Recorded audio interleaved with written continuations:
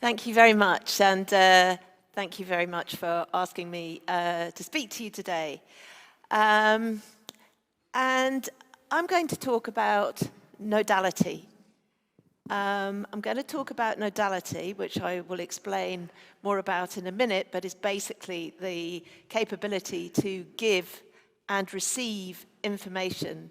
And I want to talk about how I think it's quite, I think it's a kind of, after 25 years of widespread use of the internet, and probably 15 years since the use of social media and other platforms, that it's a really important thing to be talking about when we think about public policy.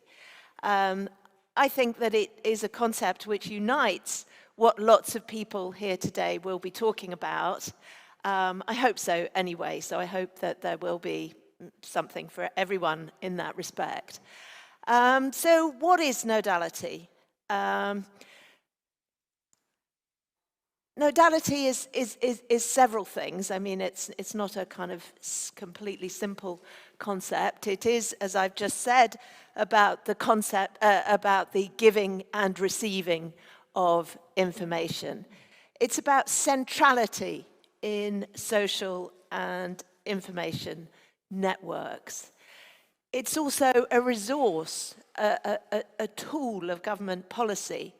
Sometimes when government makes policy, giving information to citizens with the idea of maybe changing their behavior or making sure that they know something about some help that's available or some law or policy that's in action, is a crucial element of policy making.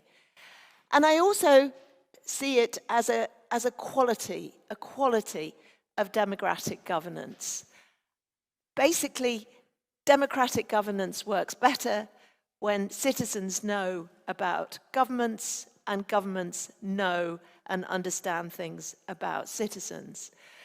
So that with nodality, governments can govern intelligently and effectively, and citizens can see better what is done on their behalf, participate directly, and punish governments retrospectively as set out in classic democratic theory. And that's from an article by myself and my co-author Peter John, which I hope will be coming out soon. So I mentioned the idea of nodality as a tool of government. There are many tools-based approaches to looking at public policy. The one that I'm kind of signed up to is because I've been somewhat involved in its development, is the tools of government approach laid out by Christopher Hood in 1983 and redeveloped for a digital era by myself and Christopher in 2007. Note the date there, 2007. It captured the kind of early years of the widespread use of the internet, but it doesn't capture the kind of platformization of the internet that we were hearing about from the previous speaker, and it doesn't capture the advent of social media.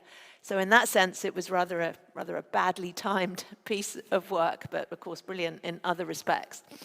Anyway, this conceptualization of the tools of government argues that when governments make policy, and of course when governments make policy, they want to shape the outside world. When governments make policy, there are basically four kind of tools or resources at their disposal. Nodality, this capacity to give and receive information. Authority, kind of something that only government has, the kind of legitimate authority over some territory.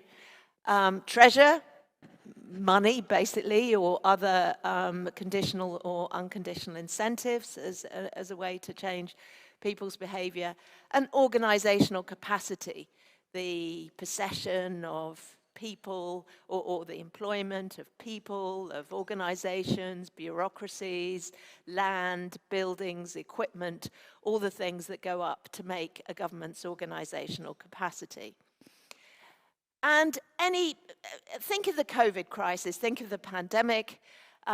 During the pandemic, all these four tools, obviously the pandemic represented a huge policy crisis for virtually every government in the world, these were the 4 tools that were at the disposal of governments. So first of all, with Nodality, governments had to make sure that they got information out to their citizens about the spread of the virus, about what to do to avoid the virus insofar as possible, about what the rules were about the virus.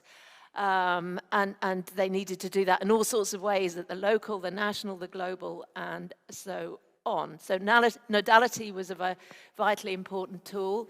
Authority, most governments resorted to some kind of authority in terms of lockdowns, for example, or social distancing rules, which were, it did involve legal change and legal authority.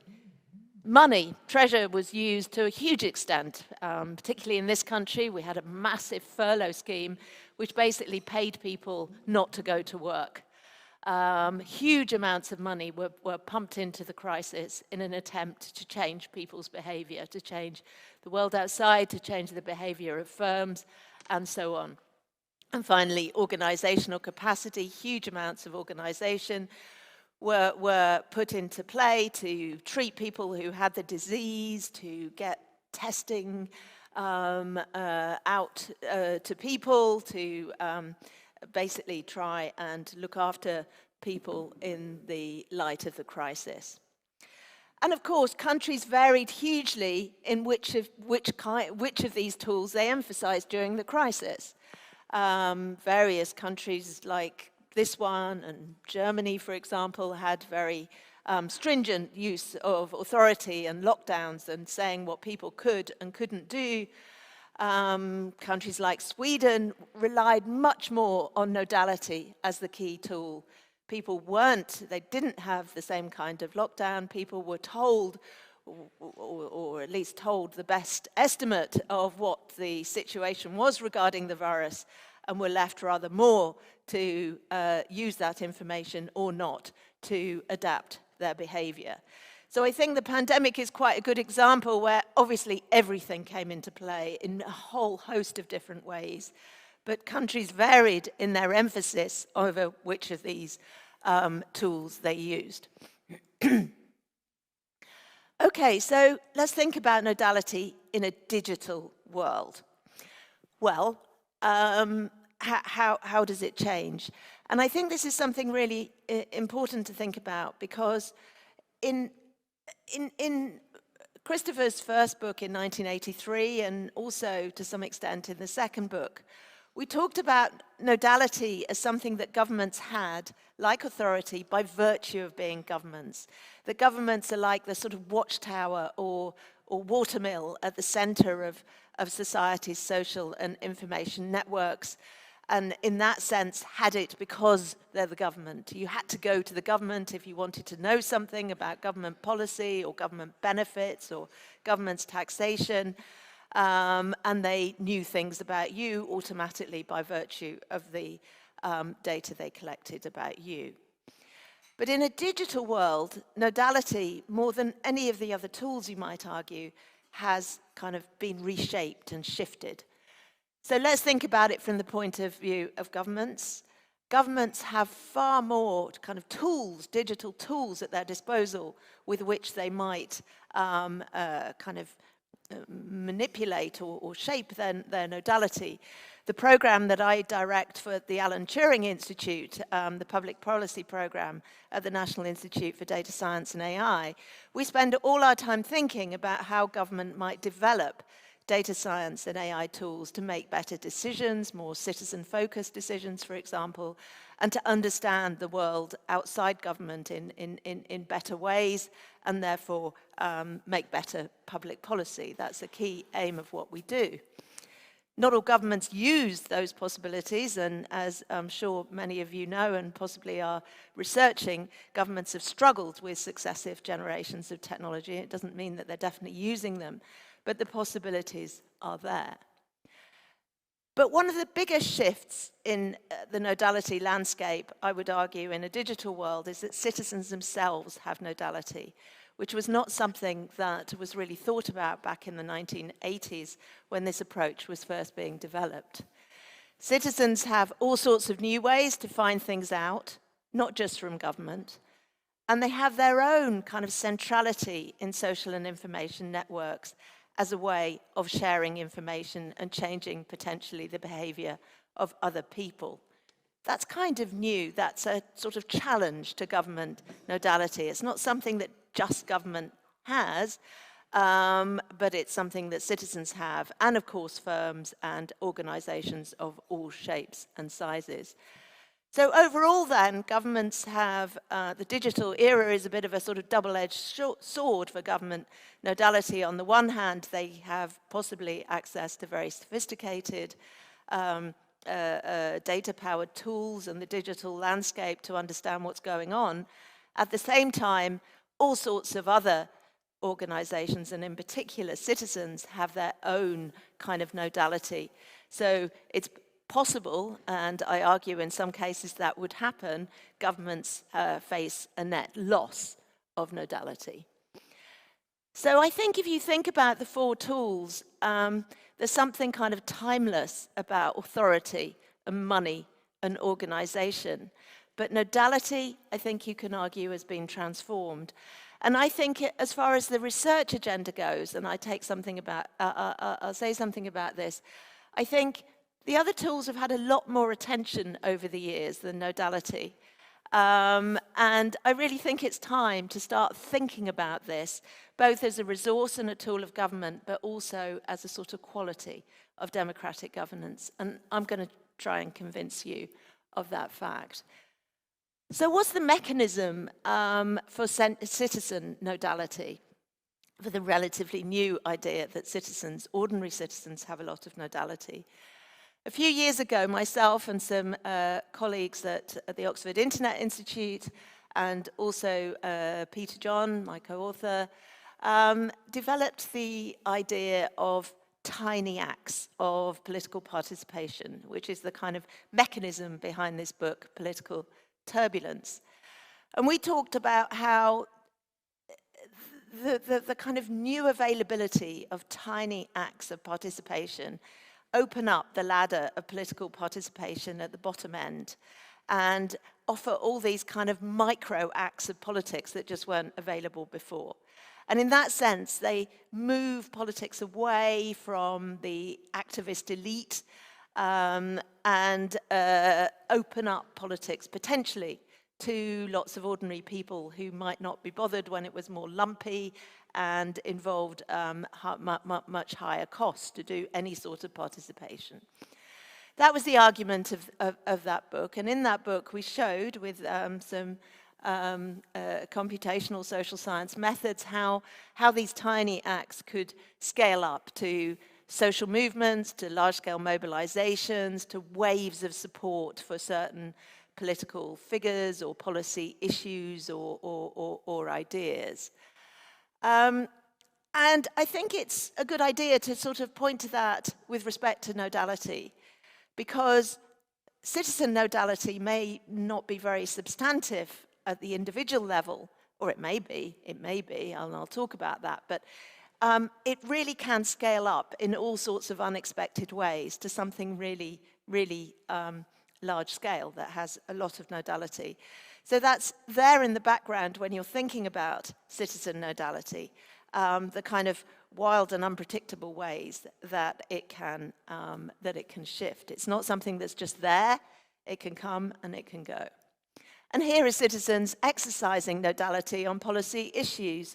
I'm sure you're familiar with all those images, campaigning to protect the environment and for changes in energy policy, the Me Too movement, campaigning against sexual harassment, American school children and their parents campaigning for greater control of gun ownership, and perhaps most sort of in a way really illustrating the point is the US teenager Darnella Fraser, who was just going about her business on a normal morning and sees a white police officer murdering murdering George Floyd.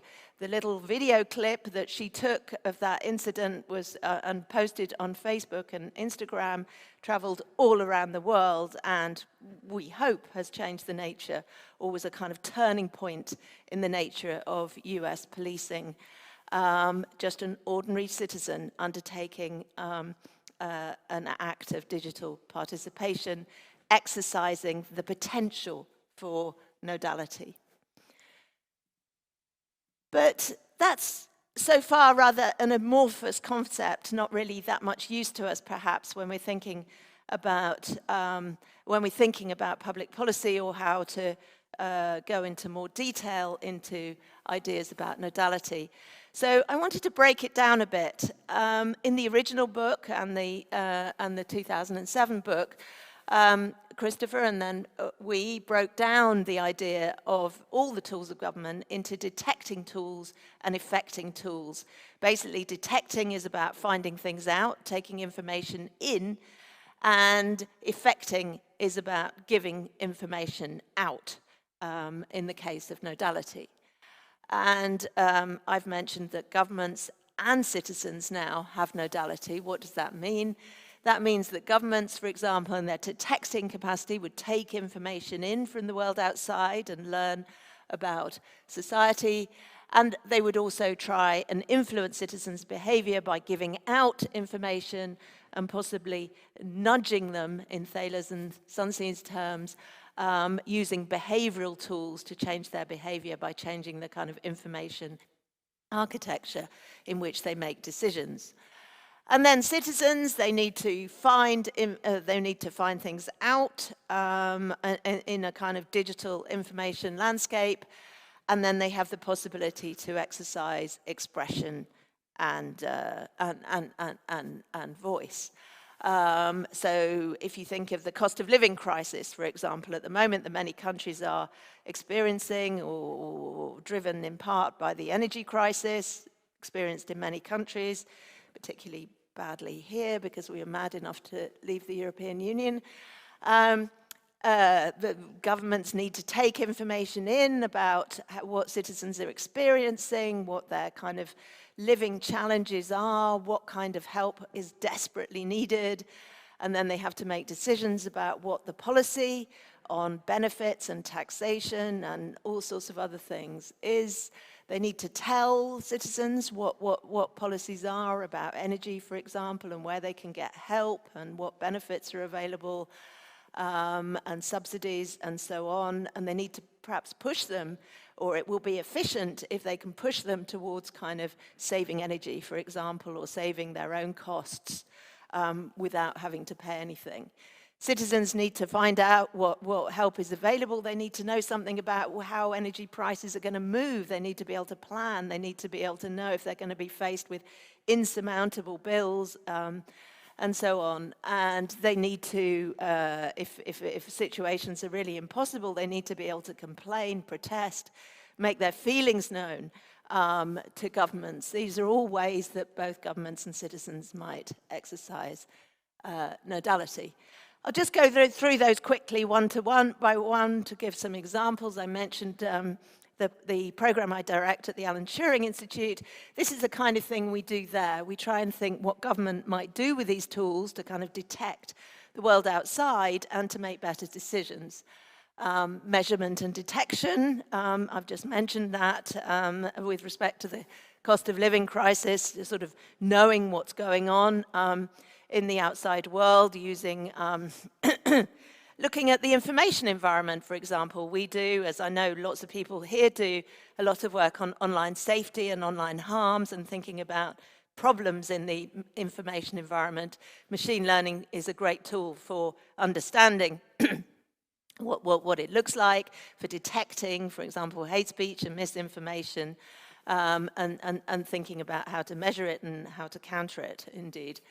Prediction and forecasting, that's what machine learning is famous for. There's all sorts of ways that governments can use machine learning potentially to look at situations of risk, looking at vulnerability, looking at vulnerable groups. Who's going to fall into fuel poverty? That's something the UK government has been working on for quite a long time. Who's going to be really struggling?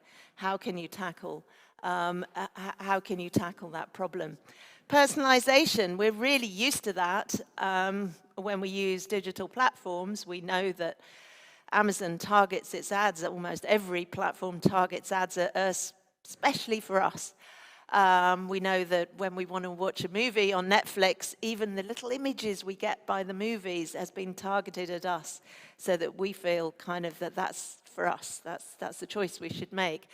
Government has been extraordinarily hopeless at doing any personalization, but there are a lot of possibilities there of being able to sort of target resources, optimize resource allocation with machine learning technologies in particular. So, you know, there are all sorts of possibilities there for the personalization of information.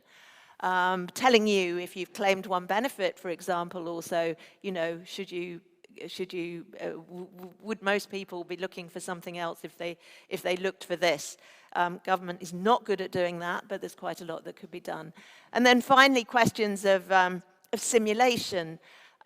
Agent computing is a data science tool here that we're using quite a bit to try and understand the potential effects of different policy interventions and what effects they would have with kind of information alone, without suffering unintended consequences. So government detection, lots of possibilities there. Let's think about government effecting. How does government use Nodality to try and affect people in the outside world? I wanted to use this point to illustrate the sort of competition point. And apologies if you can't read I'll explain what the images are in case you can't read the text. So here's something from the Treasury, a bit of an information campaign about help for households. Making small changes at home can have a big impact on your energy bills. The Treasury has about 500,000 followers on Twitter, so they ought to be able to get some things out, and sometimes they do, because of course treasuries are followed by people all over the world, not just in financial markets and stuff like that, not just citizens. But they haven't done terribly well with this one. It's just got just under 10,000 impressions, hasn't caused a lot of attention. They're trying to tell people how they can save energy. Here's the money savings expert, Martin Lewis. He's got 2 million followers, and you can see he's done rather better with his tweet there, even though it's actually about some quite unusual kind of energy subsidy for people who've got alternative fuel or heating oil as their source of energy. And you can see there he's being a bit critical of the government about their use of Nodality. He's saying getting information on this is like pulling teeth. Apparently it'll be automatically paid via your electricity supplier. How they'll work out who's got alternative fuel is intriguing. If you're fully off-grid, you'll need to apply. That's received a lot of attention. He's getting that out there. And here you are, you see, you know, this is on Twitter, but he's not just on Twitter, he's on TikTok. There he is on TikTok at the beginning of the winter, really putting pressure on the government with respect to the kind of crisis, and saying, I'm virtually out of tools to help people now. So you can see the kind of competition that the government have got there. In this case, it's kind of operating in citizens' favor, because Martin Lewis is he's a very well-known and respected individual, and has gone through all sorts of lengths to help citizens. He's in fact sued Facebook because all sorts of fake ads were being run in his name and working off his Nodality. He sued Facebook and made them pay for all these kind of information campaigns for people jointly with the Citizens Advice Bureau, just for the UK, instead of being paid for his successful court case. So, but just think if he wasn't. You can see here, just suppose that the information that he was putting out was kind of wrong or deceitful or manipulative in some way, also would be competition for government. Okay, citizen detectors. Where can citizens find things out, get information in? Well, of course, there's all sorts of places, and been talking about some of them already this morning. All sorts I mean, of course, they can go onto Google and look for something, and then they'll be offered all sorts of personalized things as well, but all sorts of advertising and everything. So that's one place they can find things out, but then there's all these other places to find things out as well. Some of them will be really useful, perhaps, you know, YouTube videos of money-saving tips, just staying with the cost of living crisis. And TikTok, they can go and look at Martin Lewis. They can find things all sorts of places. They can also find things out in kind of less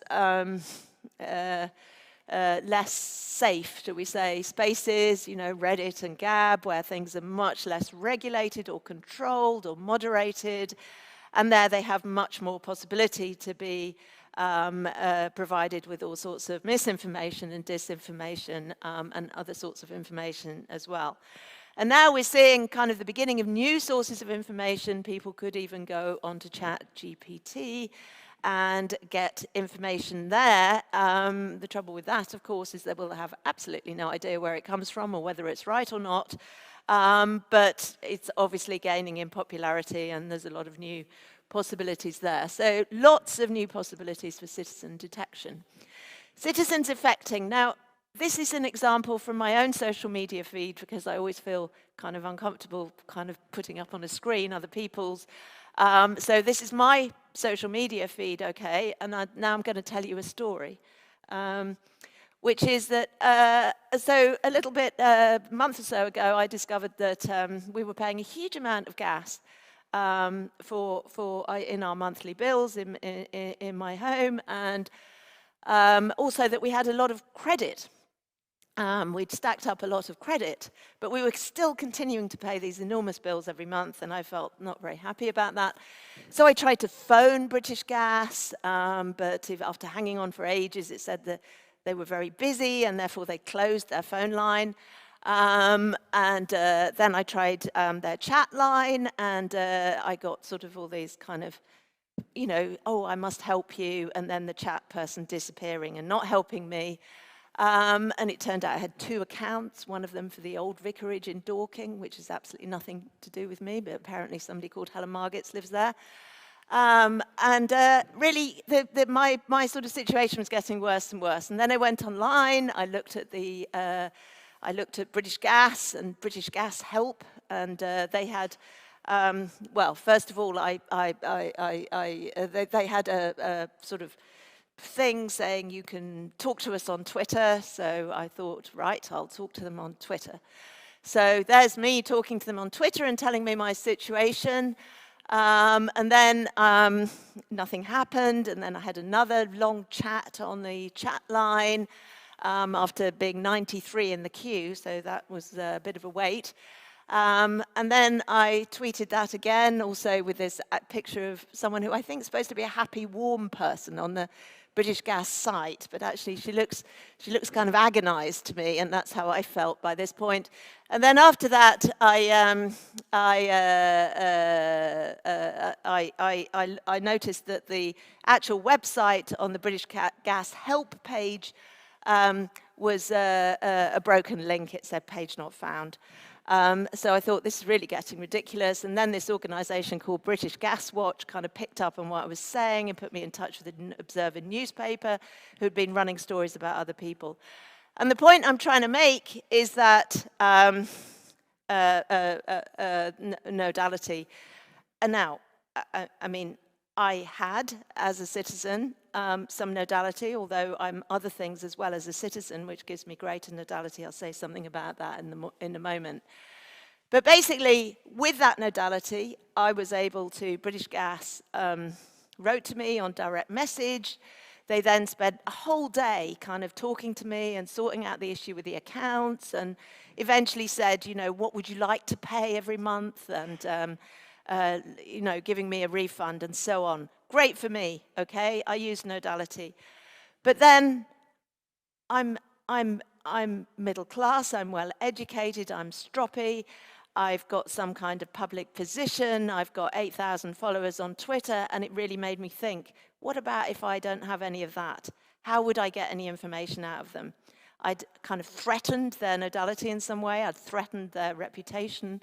online, and so I got a result. But how many people just never get a result? So there's a lot of inequality in citizen and nodality, and that's something to emphasize. And indeed, there's other sorts of inequality. This is a diagram, I think it was in our book, Political Turbulence. But, you know, movements in favor, movements or kind of the building up of nodality or waves of support or something like that, they scale up very quickly, but most of them go nowhere. It's the power law of the internet, which we're all probably pretty familiar with by now. And that means there's lots of nodality in the collective sense as well. So that's another important point to make, inequality in nodality. I want to say something, and other people are going to be talking about this during the day, so I won't dwell on it, but what can go wrong with nodality? Well, things can go wrong, just as you can have tiny sort of good acts of sharing and influencing and so on. You can have plenty of bad ones. You can have hate speech, disinformation, manipulation. The internet is rife with that. This is, well, it's a graph from a paper by myself and some of my co-authors at the Turing, but it shows the kind of hate, how hate can scale up as well. For example, during terrorist attacks, you always get a peak of hate speech, which kind of confuses the information environment. Regardless of the perpetrator, it's generally Islamophobic hate. And it can also scale up to a really kind of attack on the nodality of various people, misogynistic hate. Some people have argued that that could discourage a whole generation of women from public life. Disinformation reduces trust in institutions and information in general from certain quarters or maybe all quarters. And manipulation over time can add up to things like grooming and extremism and radicalization. Inequality in terms of, that's just something showing that Black and Asian MPs in this country get far more abuse than white MPs, all sorts of inequality. And of course, nodality can go really bad with the proliferation of these kind of things. Here's the January the 6th riots. Here's people being told that the election was stolen from them, that it's illegitimate, and all kinds of conspiracy theories relating to QAnon. And in that situation, you've got a real kind of breakdown in nodality and a really worrying situation. And then there's the question that actually was discussed in the last session very extensively. To what extent is nodality in the hands of big tech? And of course, around the time of the, and leading up to the January the 6th riots, Twitter had started to take action on Donald Trump. It was his favorite platform, and they started to put a health warning on his tweets. And eventually they did chuck him off the platform. And that did have a big effect on his nodality, as this research from the New York Times shows. But now he's been allowed back on by the new owner of Twitter, Elon Musk, and he could maybe get his nodality back, although I don't think he's tweeted yet, but he has the potential to get it back. And should nodality be in the hands of an eccentric billionaire, most of us might think not. Okay, a research agenda for nodality, what would that look like? I'm a huge fan of computational social science tools, and I'm sure many people are, but you wouldn't do it only with that. You're not going to get it only with that. So here are some of the things that I think we would need to look at nodality. I think to look at government nodality, we would have to do quite a lot of sort of elite interviewing and very old-fashioned research to find out what government are thinking about this. I also think we'd have to ask them how they design campaigns and what's their kind of processes for doing that. We also might do computational analysis of conversations in online environments. we might look at the relative influence of different actors. During COVID, for example, were people getting their information from governments? Where were they getting from it? There were the daily press conferences, but at a certain point, people tended to stop listening to those. It seemed to be a lot of sort of slideshow presentations and stuff and sound a bit boring. Even Radio 4 used to say, I think we'll just segue away from that, and I'll let you know if anything interesting happens. So those are the kind of things that we could do. We could look at how governments use kind of nudge strategies and what they do to clean up information environments. With respect to citizens, we might have to run experiments, sort of mystery shopping exercises, or situate scenarios where you give citizens a piece of information to find out and then have a look where they go. You may have to ask them in surveys. We won't be able to do it all with data science. And then you might use experiments and computational analysis to understand how they kind of build their own nodality. How does nodality scale up in those kind of unpredictable ways that I was talking about earlier? And how might they be incentivized to go from tackling their issues with their own gas bill to actually thinking about other people and maybe campaigning for other people who lack nodality, or getting some kind of collective movement together. We're trying to do some of those things. I'm sure lots of you are trying to do some of those things. We certainly are at the Oxford Internet Institute, working on government nodality, as I said, looking at the online environment, trying to understand how things like misinformation and hate, and I know there's some really good sessions on that later. Here is where we've got a little pilot project looking at MPs and journalists and their nodality on certain issues. There's a cost of living crisis down here, where we don't really know what these show yet. These are really early data, but something that it does show is that there, with the cost of living crisis, everyone's talking about that, and there's a real conversation going on that. You can see on things like Brexit, you can see that members of parliament are desperate not to talk about that. It's just the journalists talking about that mainly. And the same with the Ukraine war, the journalists sort of above all the MPs. But looking at the kind of networks and the relative influences of the different actors will allow us to really break down that idea of nodality in policy conversations. I think there's a lot to win here in terms of maximizing nodality in democratic systems. Thinking about how nodality can be better, how governments can be more responsive, more prescient, more citizen-focused, how information campaigns can be more proactive. We can have some sort of informed nudging of citizens, a kind of civil information environment which builds trust.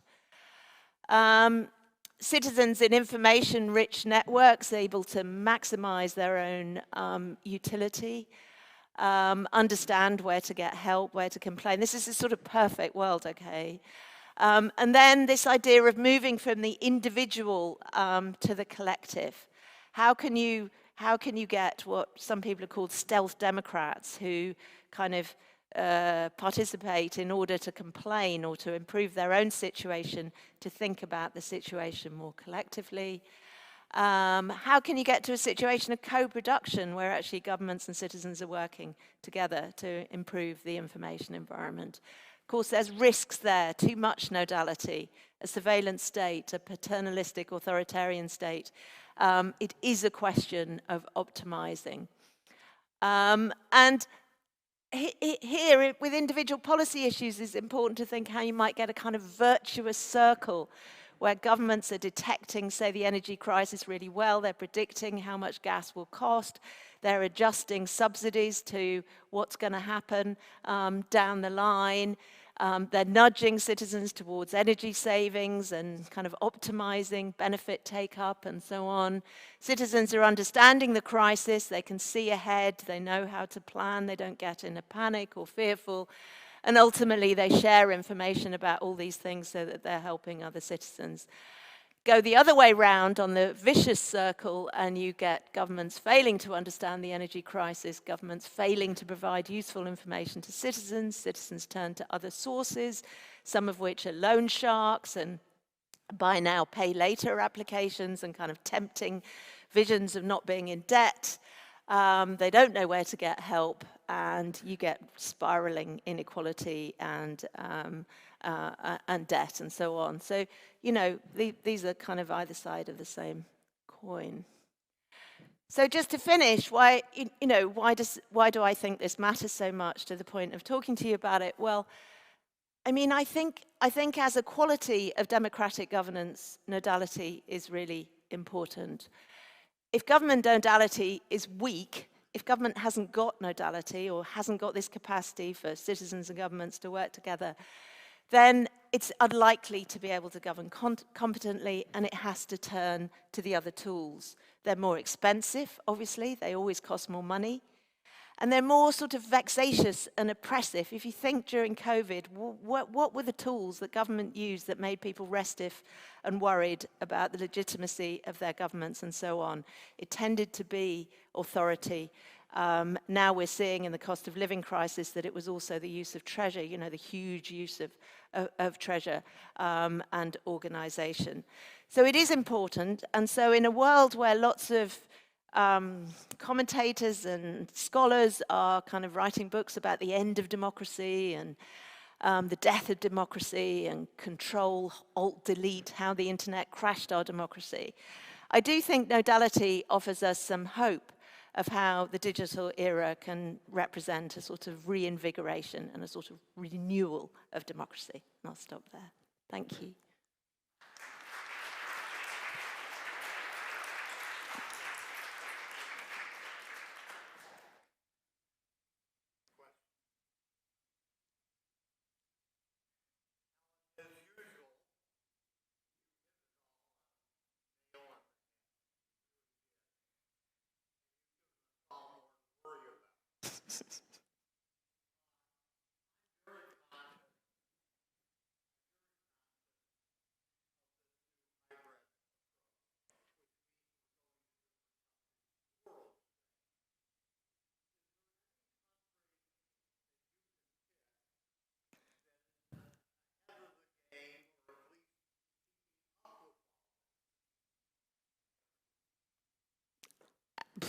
That's a really difficult question, and part of me is kind of waiting for the funding gods to allow a really large-scale project on nodality, because I think there's lots of senses in which we don't know that much about it, that we don't know the kind of underlying patterns of where citizens find things out, what governments do to make better decisions based on information.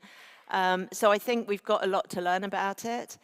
We would obviously, I would be inclined to point to countries like in Scandinavia, for example, who have a long history of the kind of use of pooled information in decision making, which in Anglo-Saxon countries in particular we don't. And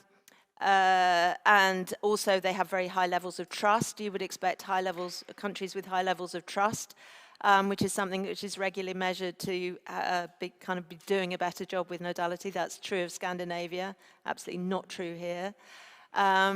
So I think you'd have to look at all those kind of things, those countries that have done well with digital government and kind of the use of digital tools in policy, those countries that have high levels of trust, those countries that have high levels of digital literacy, which has been shown to be very important in kind of vulnerability to online misinformation. So those are the kinds of things we would hypothesize, but we, yeah. More research needed, sorry.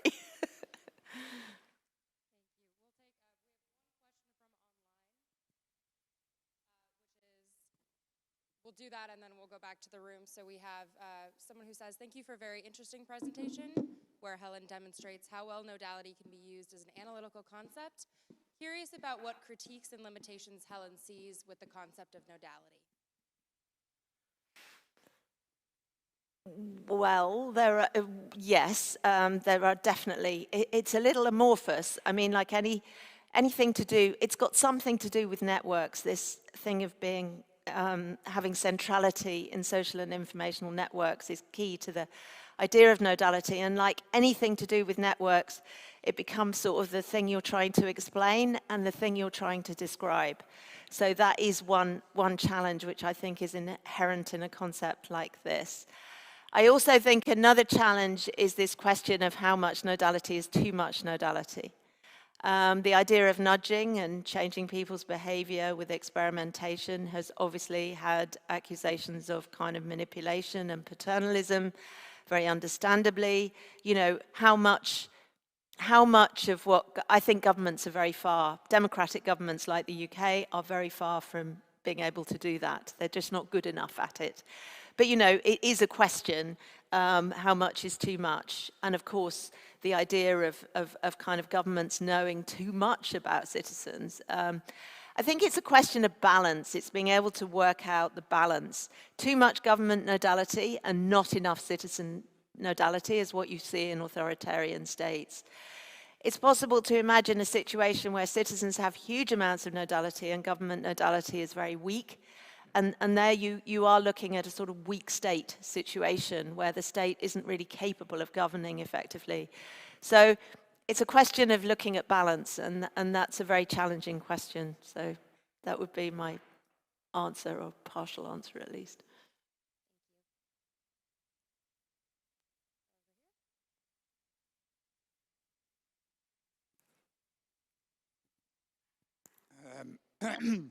Thank you very much. I've made an awful lot of notes and a good few exclamation marks. The name is Ewan Grant. I'm now a journalist and broadcaster, but I used to be the old customs and excises intelligence analyst for the ex-Soviet state. So I'm used to misinformation and disinformation. My question is, how do we deal with the significant elements in the community that cannot evaluate information and therefore are vulnerable to disinformation, or are just uncomfortable with digitalization? I say that because I used to teach on training courses the John F. Kennedy case, and this is over 20 years ago, and I noticed that far too many students were falling back entirely on what was basically on a computer screen without doing any thinking for themselves. And of course, as you can guess what I'm going to say next, far too many people just cannot evaluate evidence. So they're vulnerable to complete and utter nonsense, or they may be simply not, you made the phrase digital literacy. So I think this is quite a lot of people, albeit perhaps more focused in the elderly. But I think it's quite a lot of people, and I think it's a real challenge. Thanks. It is a challenge, you're absolutely right, and misinformation is the kind of growing challenge. We saw a kind of infodemic, I think the World Health Organization called, of misinformation, particularly with relation to health during the pandemic. And I think, although with digital tools we are getting better at tackling hate of some of the kinds that I mentioned, and that's positive. I think misinformation could easily be going to get worse with image manipulation. I think ChatGPT is going to be terrible for misinformation, actually, to be honest. As an academic, it makes me deeply uncomfortable that what you get out of there doesn't have sort of referencing. You don't know where it comes from. And it's only if you know a lot about the topic that you know whether it's right or not. And I think it may be used to generate misinformation. So it is a problem. People are better at it than we think, particularly younger people. At the Turing Institute, we've just had a public attitudes to AI survey. And I'm amazed by the sophisticated ways people think about technologies, and, well, not amazed, but, you know, pleased, to be honest. and the kind of nuanced approach to some of these issues. What you have to do is you need research, and I'm sorry as a researcher to bang on about that, but I think it is crucially important that we do the research that helps us understand. For example, I showed you a study which was about who is most vulnerable to online health-related information, because it matters where there's impact. Some misinformation just kind of doesn't have any impact because people don't really, we're not going to clean up the whole environment, but we need to focus where it's having a lot of impact. And in some cases, it may be necessary to target things like digital literacy campaigns and public awareness campaigns. The Information Commissioner's Office here have really tried to do something about that. And yeah, I think it's a question of understanding vulnerability to misinformation and targeting help where it's going to make the most difference. There are all kinds of things, and I know there's people here working on this kind of thing, very interesting experiments, for example, on what kind of, if you encourage people to report things. I mean, this is one of the things about the kind of moving from the individual to the collective. Say you're following someone on Twitter and they're talking a lot of rubbish. You've got a couple of choices. You can block them and then you can't, or just choose not to follow them and you don't see them. That's helped you, but it hasn't helped anyone else.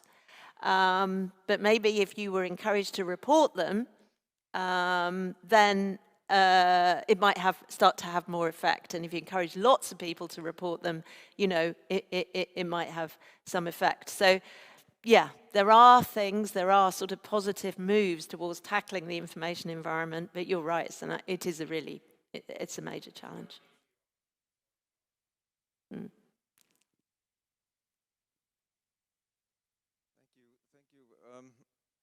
My name is Velo Petai. I'm from the European Center for Minority Issues, but originally from Estonia. So you can imagine I'm well familiar with the degrees of e-government and changes, and in particular with the potential of detection and also affecting that you were talking about.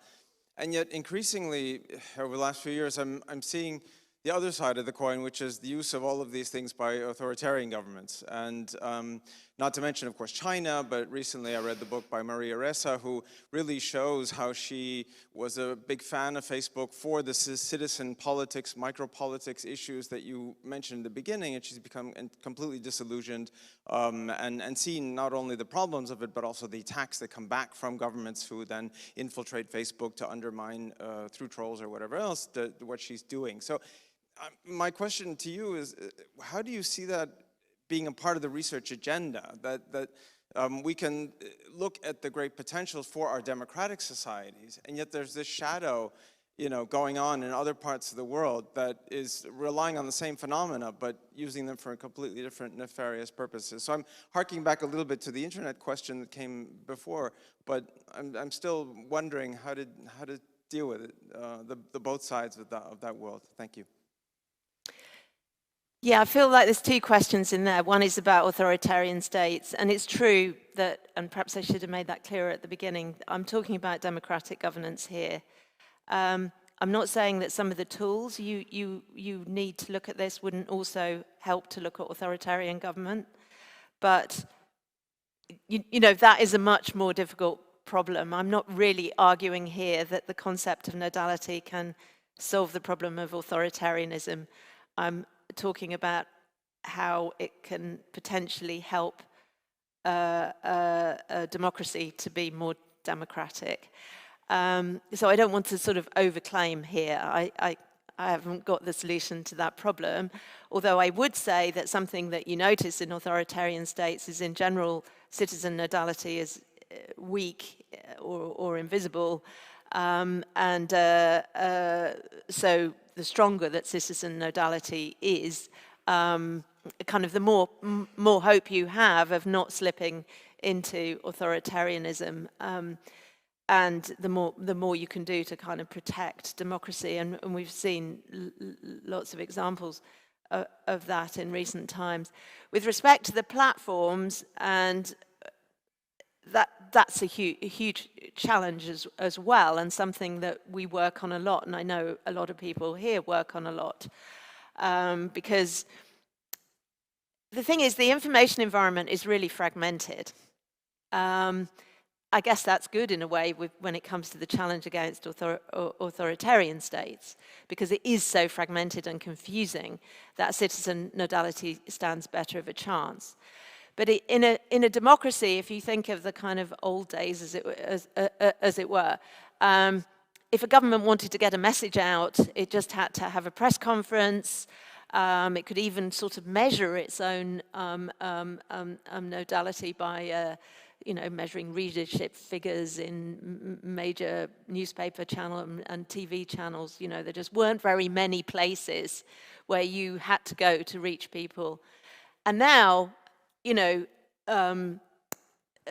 that there are so many platforms and so many places and so many private closed networks on platforms that it's much more difficult, and governments have to would have to be really kind of agile, and anybody wanting to get information. I mean, we all know that ourselves. It used to be okay, we've got a Twitter account, well, first of all, we've got a website, then we've got a Twitter account, and then we need a LinkedIn account, and now it's kind of, oh God, we're not on TikTok, we can't talk to anybody under a certain age. I mean, it's a very fragmented and confusing landscape, which is sort of a good thing. It gets over some of the issues that you're saying, because people are, they're exposed to more different sources of information to kind of counter the misinformation. But at the same time, it does make it a difficult landscape to tackle, particularly because so many of these are proprietary, closed platforms with no data available. That is one good thing that the Online Safety Bill is doing in this country. It is giving regulators access to data and so on. But, way to go in terms of understanding these platforms and the kind of sort of malign forces that operate there. So, yeah, I'm sort of agreeing with you, basically, but trying to give some message of hope at the same time.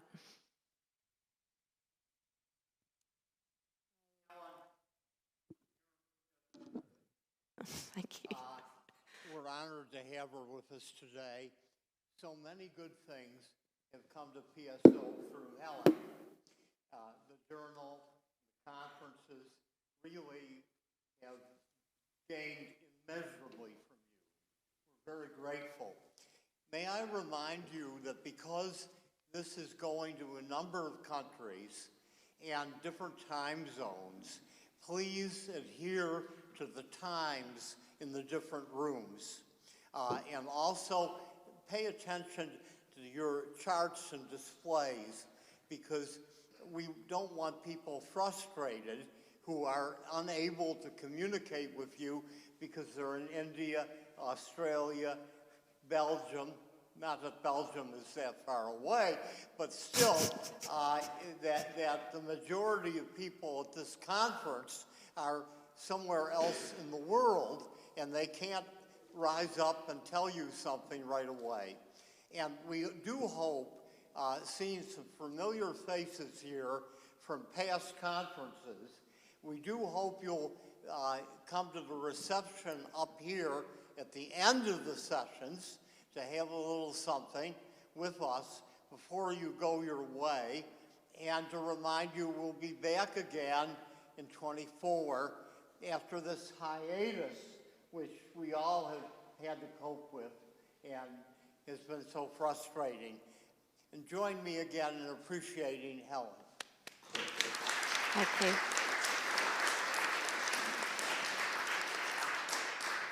Sorry, everyone. Just a clarification. The reception is not going to be up here. It's going to be downstairs in the second square, which is a space right outside rooms 9 to 11. Right now, there is lunch food already out, which is up here and also downstairs.